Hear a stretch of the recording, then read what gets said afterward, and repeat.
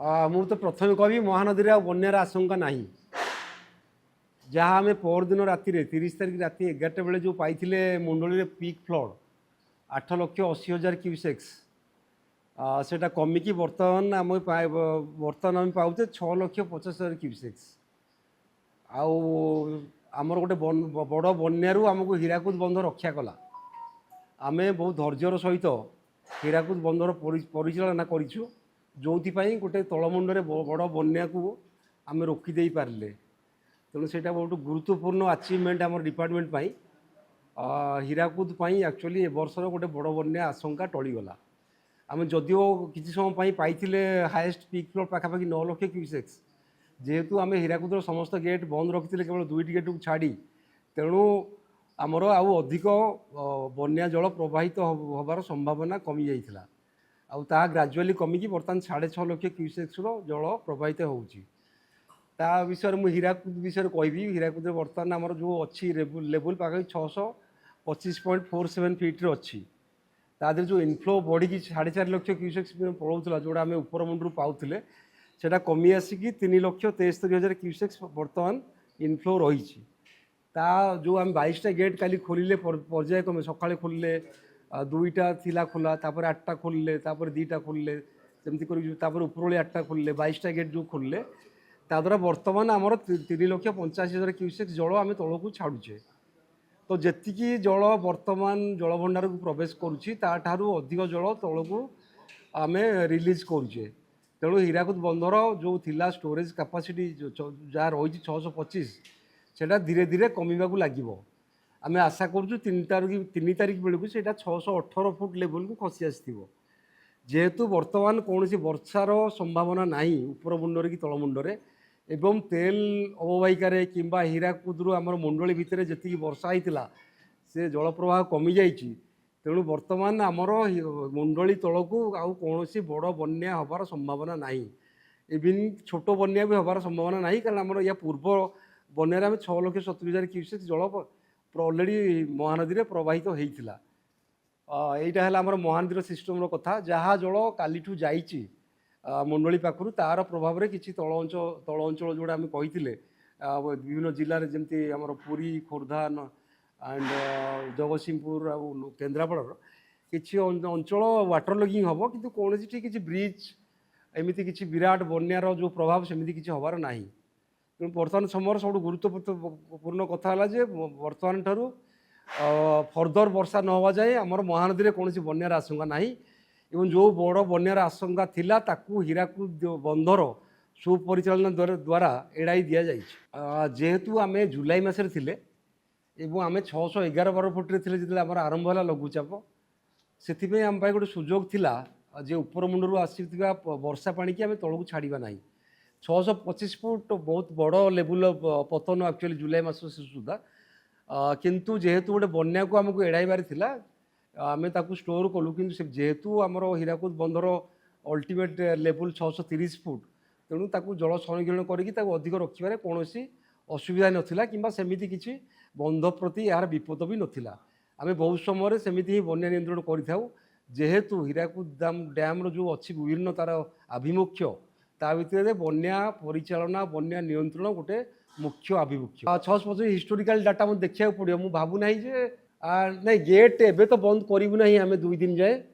ସେଇଟା ବର୍ତ୍ତମାନ ଯେମିତି କହିଲି, ଆଗକୁ ଆମେ 4 ଲକ୍ଷରୁ 4.5 ଲକ୍ଷ କ୍ୟୁସେକ୍ ଜଳ ପାଉଥିଲେ ଉପର ମୁଣ୍ଡରୁ, ଇନକ୍ଲୁଡ଼ିଂ ଛତିଶଗଡ଼ ଆଣ୍ଡ ଆମର କିଛି ଏରିଆ ଅଛି ସେଠି, ଯେମିତିକି ଭେଡ଼େନ ନଦୀ ବି ଆସିକି ପଡ଼ିଛନ୍ତି ରିଜର୍ଭରରେ। କିନ୍ତୁ ସେଇଟା ଗ୍ରାଜୁଆଲି କମିକି ଏବେ 3.5 ଲକ୍ଷ ହେଇଗଲାଣି। ମେ ବି ସନ୍ଧ୍ୟାବେଳକୁ ସେଇଟା 2 ଲକ୍ଷକୁ ପଳେଇ ଆସିବ। ତେଣୁ ଉପର ମୁଣ୍ଡରୁ ଆଉ ଅଧିକ ପାଣି ଆସୁନାହିଁ। ସେଥିପାଇଁ ଆମେ ଆଉ ଅଧିକ ଗେଟ୍ ବି ଖୋଲିବୁ ନାହିଁ। ଯେଉଁ 22ଟି ଗେଟ୍ ଖୋଲା ହେଇଛି ତା ଦେହରେ ଆମର ଯେତିକି ପାଣି ଆସୁଛୁ ତାଠୁ ଅଧିକ ପାଣି ନିଷ୍କାସନ କରୁଛେ। ଆମେ ଧୀରେ ଧୀରେ ଆମର ଯାହା SOP ଅଛି, ଜଳଭଣ୍ଡାରକୁ ଖାଲି କରିବାର ଯେଉଁ ନିୟମ ଅଛି, ତାକୁ ଫଲୋ କରିକି ଆମେ 3 ଦିନ ଭିତରେ ଜଳଭଣ୍ଡାରକୁ ଆଉ ଥରେ ଆଉ ଗୋଟିଏ ବନ୍ୟା ପାଇଁ ପ୍ରସ୍ତୁତ ରଖିବାକୁ ହାତକୁ କାର୍ଯ୍ୟକ୍ରମ ନେଇ ନାଇଁ ଠିକ୍ କହିଲେ ଆପଣ। ଆଉ ବର୍ଷା ନ ହେବା ଯାଏ ବନ୍ୟା ହେବାର କୌଣସି ଆଶଙ୍କା ନାହିଁ ମହାନଦୀ ଜଳଭଣ୍ଡାରରେ।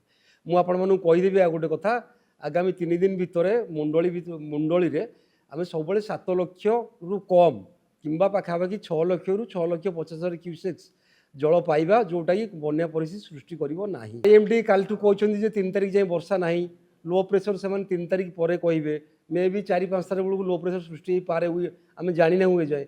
आईएमडी फोरकास्ट आसला बेलू जदि भी आम 3 तारिख जाए समय पाचे आम हीराकुद गोटे भल आउ गोटे बन्या प्रस्तुत करने समय पाइब।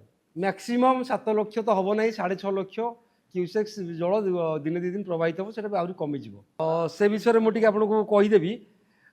सबू नदी में तो जलपतन कमिला जमी आम बैतरणी आखुआपदार आम मेजरमेंट निए सेठी तो आम देखते 20.4 मीटर जाए बढ़ी जाता जलस्तर जिते तार डेंजर लेवल जमी आगुरी कही सारी 17.83 मीटर कि आज दिन में 17.64 मीटर जलस्तर अच्छी और आहरी भी खसुची तार मुझे कथा सेठी डेंजर लेवल तौक जलस्तर पलि आसला किंतु मुख्य कथा है जी आमर गोटे विराट से फ्लड आसाला हिस्टोरिकाल तार प्रभाव में जो जो अंचल जलमग्न होता सेठू जल बाहर टी समय लगुच अलरेडी किसी जल निष्कासन हो गला धीरे धीरे अवस्था सुधार आसूँ। जो घाई कथा कहले आमर टोटाल जमी का कहली 7टी घाई होती तार आम आकलन करके पठेचु एसआरसी को सी भी आमको पैसा देवे तैयारी करने आम दिने 2 दिन भितर से कम भी आरंभ करदेबू। टेम्पोरारी रिस्टोरेशन आम कहूँ तापर बन्या पर तार परमानेंट रिस्टोरेशन कार्य हाथ को नियाजिब। बर्तमान फर्दर फ्लड को फेस करने फर्दर फ्लड जमी घाई आउ कि माने प्रभाव न पकाए तल अंचल आम टेम्पोरारी रिस्टोरेशन करूँ। नेक्स्ट वर्षा पूर्व आम टेम्पोरारी रिस्टोरेशन करदेबू। सेमती शालंदी जो कहते आम भद्रक में बहुत हाई लेवल रोला 18 फुट पाखापाखि 18.8 फुट पाखापाखि जलस्तर 17 फुट जगह से कमिकी आज सका 13.5 फुट को पलि आसी अर्थात पाखापाखि 5 ରୁ 6 फुट जल से कमी जाइए तेणु तार डाउनस्ट्रीम रे भी बन्यार प्रभाव कमिज। आमर बुढ़ाफल तो बहुत तले अच्छी 6 मीटर अच्छी तार डेंजर 8 मीटर गोविंदपुर पाखे सेमती जलकार आमर डेंजर लेवल 6.5 मीटर सेटा 6.4 मीटर अच्छी।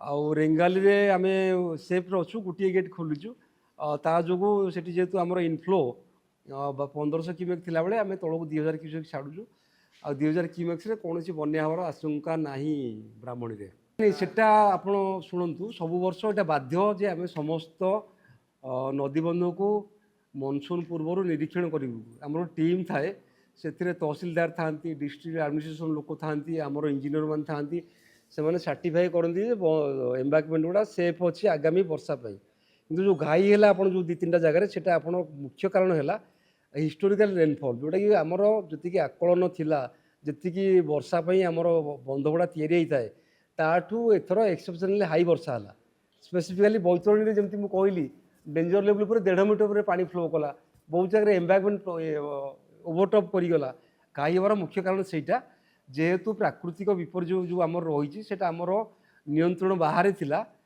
तेणु गोटे एक्सेप्शनल इनसीडेंट थिला एक्सेप्शनल इवेंट थिला से सब सृष्टि तथापि आम बहुत जगह बाली बस्ता देकी घाई हबार बंद कर जब आम एबी कम कर राति दिन आमर जोड़ी जोड़ी घाई है लोक मैंने तार आकलन कर आम दिन 2 दिन भितर से घाई गुड़ा टेम्पोरारी रिस्टोरेशन करदेवा चेष्टा करूँ 7 डेज करदेव 7टा आम 6टा रिपोर्ट कर 2टा को गोटे करदे 6टा 7टा कही रिपोर्ट 6टा है बिकज 2टा घाई मिसीगला।